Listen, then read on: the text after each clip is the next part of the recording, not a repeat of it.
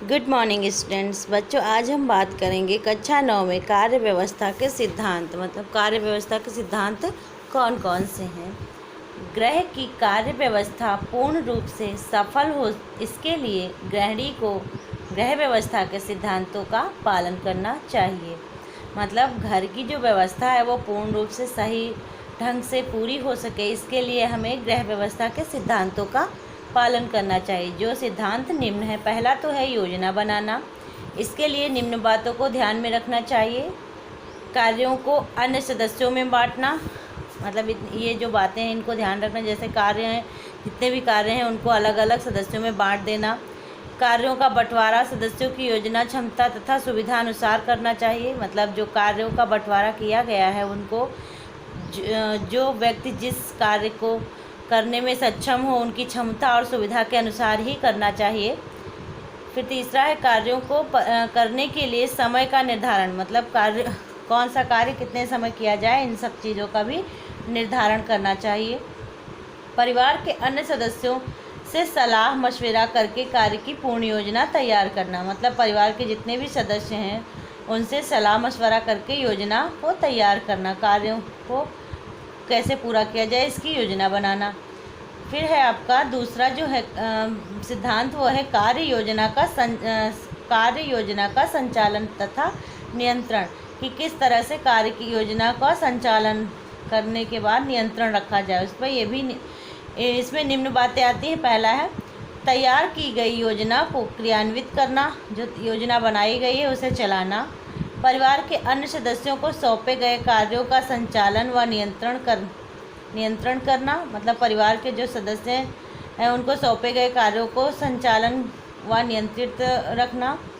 तीसरा है परिवार के सदस्यों को कार्यों से संबंधित निर्देश देना। मतलब जिन जिन कार्यों को परिवार के सदस्यों को बांटा गया है उनको करने के लिए संबंधित निर्देश देना।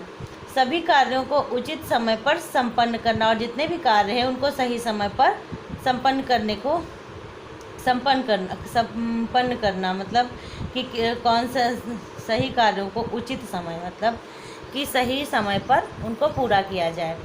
कार्य का मूल्यांकन तीसरा आपका है। कार्य की जांच पड़ताल के लिए उनका मूल्यांकन करना अत्यंत आवश्यक है। मतलब कार्य सही ढंग से हुआ योजना के अनुसार या नहीं, इसके लिए उसकी जांच पड़ताल करना बहुत ज़रूरी है।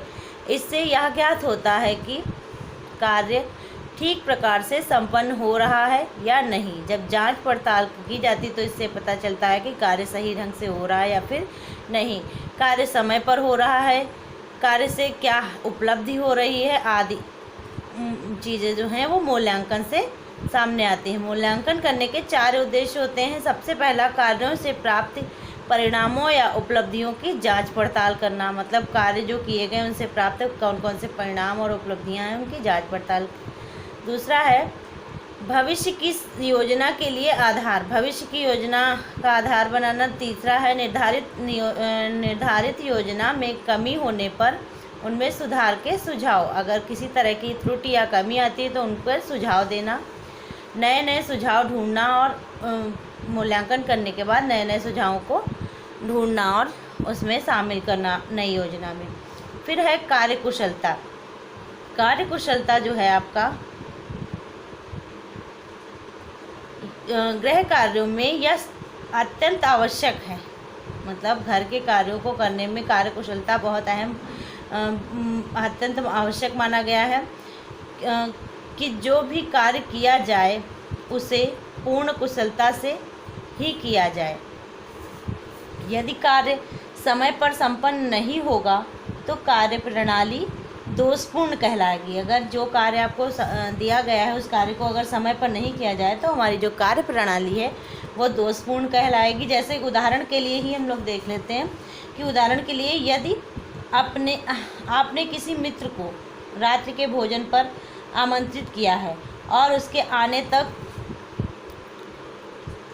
तक भोजन की पूरी व्यवस्था नहीं हो पाई है तो यह कार्य कुशलता में कमी का सूचक है। मतलब अगर आपने किसी को खाने पर बुलाया है अपने फ्रेंड को और उसके जब तक खाने पर बुलाया और यह कार्य और आपकी भोजन की व्यवस्था पूरी नहीं हो पाई है तो ये कार्यकुशलता में कमी का सूचक है। यदि मेहमानों के आने तक गृहिणी रसोई में व्यस्त है और वह मेहमानों का स्वागत नहीं कर पाती है तो इसे कार्यकुशलता में अभाव समझा जाना चाहिए। मतलब अगर आपने एक समय दिया है कि इतने समय हमारे मेहमान आने हैं और उस समय तक अगर गृहिणी अपने कार्यों को पूरा करने के बाद नहीं आ पाती है तो यही होता है कि उसके कार्यकुशलता का अभाव है, ऐसा माना जाता है। अतः हम कह सकते हैं कि कार्य व्यवस्था में कार्यकुशलता का अत्यंत महत्व है। मतलब कार्य जो व्यवस्था हमारी बनाई जाती है इसमें कार्यकुशलता का बहुत ही महत्व माना गया है।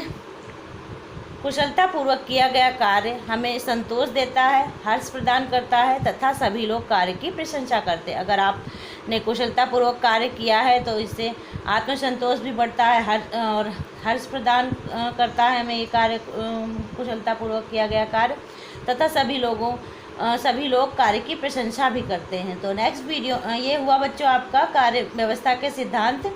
नेक्स्ट वीडियो में हम आपको बताएंगे गृह कार्य व्यवस्था को प्रभावित करने वाले कारक कौन कौन से हैं। Thank you.